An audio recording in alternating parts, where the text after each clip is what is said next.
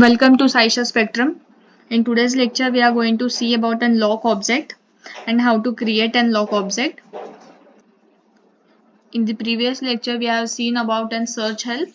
So very first, let us see what is a lock object.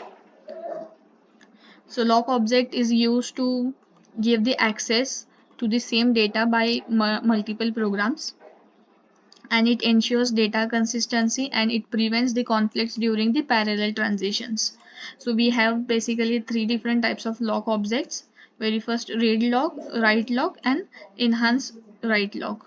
So read lock is used, it allows users to read, but it do not allows users to modify the data, whereas in lock object it ensures that no other process can read or write the data, whereas the enhance write log allows the same user to overwrite the data into the program. So let us see the steps to create a lock object. Very first, go to SE11, which is an initial screen of data dictionary.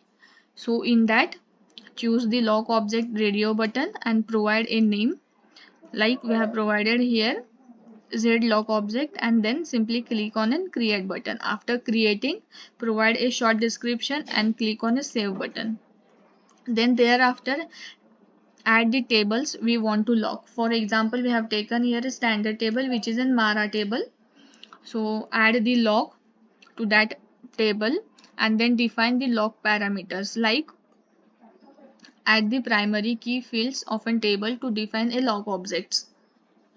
Then set the lock mode and ensure that our lock parameters had been added into the table, and then generate in lock modules like using function modules like enqueue and dequeue. So enqueue is used to set the lock and dequeue is used to release the lock, and then use these lock modules into an ABAP program, and by using all these steps we can create an lock object very easily.